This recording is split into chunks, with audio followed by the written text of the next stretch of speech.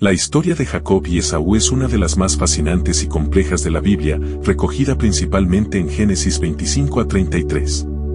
Es una historia que nos habla de la rivalidad entre hermanos, el engaño, la lucha interna y finalmente, la reconciliación. Jacob y Esaú no solo son hermanos, sino que también son gemelos con destinos marcadamente diferentes.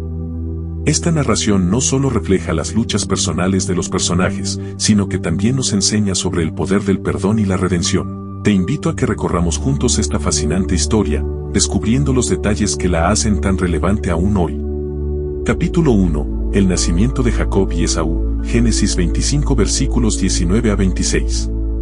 La historia de Jacob y Esaú comienza incluso antes de su nacimiento, cuando Rebeca, su madre, queda embarazada de los gemelos.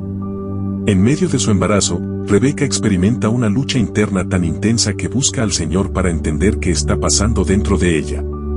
Dios le revela que en su vientre hay dos naciones que se opondrán entre sí, y que el mayor servirá al menor. Este es el primer indicio de que la vida de Jacob y Esaú estará marcada por la contienda y la lucha. Esaú, el primogénito, nace primero y es descrito como rojizo y velludo, un símbolo de su carácter fuerte y salvaje. Jacob, por otro lado, nace agarrando el talón de su hermano, una señal que presagia su astucia y la forma en que buscará tomar ventaja en el futuro. Desde el principio, se deja ver que estos hermanos no serán aliados naturales, sino más bien competidores en una batalla por la primacía familiar y espiritual. Capítulo 2. La venta de la primogenitura, Génesis 25, 27-34. A medida que crecen, las diferencias entre los hermanos se vuelven más pronunciadas. Esaú es un cazador, un hombre de campo y aventura, mientras que Jacob prefiere quedarse en casa, un hombre más reservado y calculador. Estas diferencias no solo son superficiales, sino que representan también sus diferentes enfoques de la vida y su relación con Dios y la familia. Un día, Esaú regresa agotado de una cacería, hambriento y desesperado. Jacob, aprovechando la oportunidad, le ofrece un guiso rojo a cambio de su primogenitura, el derecho a la bendición y a la posición especial en la familia. Esaú, impulsivo y despreciando lo que le pertenece por derecho, acepta el trato. Este intercambio revela mucho sobre ambos, la impulsividad y el desprecio de Esaú por las cosas sagradas, y la astucia de Jacob para aprovechar la debilidad de su hermano. Capítulo 3. El robo de la bendición, Génesis 27.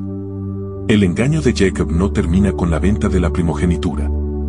Siguiendo el consejo de su madre Rebeca, quien claramente favorece a Jacob, conspira para robar la bendición de su padre Isaac, quien ya es viejo y ciego. Isaac planea bendecir a Esaú, el primogénito, y le pide que salga a cazar y preparar su plato favorito. Pero antes de que Esaú regrese, Rebeca y Jacob actúan rápidamente.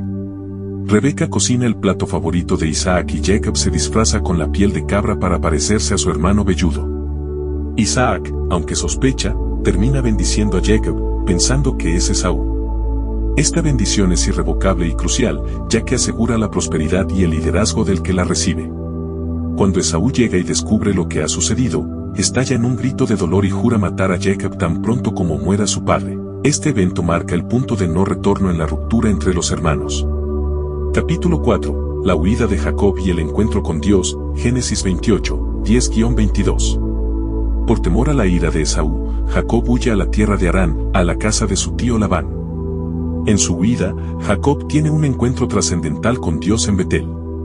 En un sueño, ve una escalera que conecta el cielo y la tierra, con ángeles subiendo y bajando. Dios se presenta a Jacob y le promete la misma bendición que había dado a Abraham e Isaac, tierra, descendencia numerosa y la promesa de que todas las naciones serían bendecidas a través de él. Este encuentro no solo reafirma la bendición de Jacob, sino que también marca un cambio en su vida espiritual. Jacob hace un voto a Dios, prometiendo que si Dios lo protege y lo bendice, él será su Dios y le dará un diezmo de todo lo que reciba. Es un momento de transformación para Jacob, quien comienza a reconocer la soberanía de Dios en su vida. Capítulo 5. El tiempo de Jacob en Harán y sus desafíos, Génesis 29-31. Jacob llega a Harán y se enamora de Raquel, la hija de Labán. Trabaja 7 años para casarse con ella, pero Labán lo engaña y le da a Lea, la hermana mayor de Raquel, en matrimonio. Jacob debe trabajar otros 7 años para casarse finalmente con Raquel. Durante su tiempo en Harán, Jacob experimenta en carne propia el engaño y las artimañas de Labán, quien cambia su salario en varias ocasiones y trata de explotarlo. Sin embargo, Dios sigue bendiciendo a Jacob, dándole hijos y aumentando su prosperidad. Jacob se convierte en un hombre rico con muchas ovejas, ganado y siervos. Después de muchos años, Dios le dice a Jacob que regrese a la tierra de sus padres. Jacob huye de Harán con su familia y sus bienes, y aunque Labán lo persigue, finalmente hacen un pacto de paz. Capítulo 6. El regreso de Jacob y la preparación para encontrar a Esaú, Génesis 32. El regreso a la tierra de sus padres no es fácil para Jacob, pues sabe que debe enfrentar a Esaú, quien sigue resentido. Antes de encontrarse con su hermano, Jacob envía mensajeros con regalos para apaciguar la ira de Esaú. Sin embargo, los mensajeros le informan que Esaú viene a su encuentro con 400 hombres, lo que hace que Jacob tema por su vida y la de su familia. Jacob ora fervientemente, recordando las promesas de Dios y pidiendo su protección. También divide a su familia y bienes en dos grupos para minimizar la pérdida en caso de un ataque. Esa noche, Jacob se queda solo y tiene un misterioso encuentro con un hombre con el que lucha hasta el amanecer. Este hombre, que muchos creen que es un ángel o una manifestación de Dios, bendice a Jacob y cambia su nombre a Israel, lo que significa el que lucha con Dios. Este encuentro simboliza el cambio en Jacob, quien ha pasado de ser un hombre astuto y engañador a uno que lucha y busca sinceramente a Dios.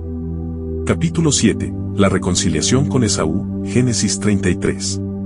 La mañana siguiente, Jacob finalmente se encuentra con Esaú. Temblando de miedo y sin saber qué esperar, Jacob se adelanta y se inclina 7 veces ante su hermano, un gesto de humildad y reconciliación. Sorprendentemente, Esaú corre hacia Jacob, lo abraza, lo besa, y ambos lloran. Es un momento conmovedor que resalta el poder del perdón y la capacidad de Dios para transformar los corazones. Esaú acepta los regalos de Jacob, y aunque los hermanos se reconcilian, aún deciden vivir separados para evitar conflictos futuros. Este encuentro no solo es un cierre para la rivalidad de los hermanos, sino que también es un poderoso recordatorio de que la reconciliación y la paz son posibles, incluso en las circunstancias más difíciles. Capítulo 8. Reflexiones finales y lecciones de la historia de Jacob y Esaú. La historia de Jacob y Esaú nos deja profundas lecciones sobre la naturaleza humana y la gracia de Dios. Jacob, quien comenzó como un engañador, se convierte en un hombre que lucha con Dios y con los hombres, y prevalece. Esaú, a pesar de haber sido engañado y desplazado, muestra un corazón perdonador y generoso. Esta historia también nos enseña que nuestras acciones tienen consecuencias, pero que el arrepentimiento, el cambio de corazón y la intervención divina pueden llevarnos a una vida de bendición. Jacob y Esaú nos muestran que la reconciliación es posible cuando hay humildad y un deseo genuino de paz.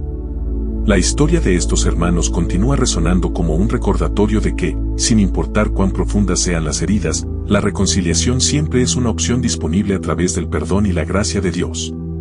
En la vida de Jacob y Esaú, vemos reflejadas nuestras propias luchas y encontramos esperanza en la promesa de que Dios puede restaurar lo que ha sido roto. Aunque la reconciliación entre Jacob y Esaú marca un momento culminante en la historia, es importante reconocer que las acciones de ambos personajes tienen repercusiones duraderas. La rivalidad y el engaño han dejado cicatrices profundas en la relación entre ambos. A pesar de la reconciliación, hay un sentido de desconfianza subyacente y una falta de conexión emocional que nunca se resuelve del todo. Jacob regresa a su tierra como un hombre rico, pero su riqueza no es suficiente para sanar las heridas del pasado. La historia de su familia se convierte en un reflejo de la complejidad de sus relaciones. Los hijos de Jacob también están destinados a experimentar rivalidades y conflictos, como lo vemos en la historia de José y sus hermanos. Así, las semillas de la discordia sembradas entre Jacob y Esaú tienen un efecto dominó que se extenderá a las generaciones futuras. Capítulo 10. La vida de Jacob en Canaán, Génesis 34 a 36. Después de su encuentro con Esaú, Jacob se establece en la tierra de Canaán. Allí, su familia crece y se multiplica, pero también enfrenta nuevos desafíos. La historia de su hija Dina y el incidente con los habitantes de Siquem es un recordatorio de que la paz es frágil y que las tensiones pueden resurgir en cualquier momento. Los hijos de Jacob se convierten en guerreros, buscando venganza por la violación de su hermana. Esta historia es un claro reflejo de la violencia que puede surgir de la rivalidad y la falta de reconciliación en las relaciones familiares. Jacob se ve atrapado en un conflicto que no busca.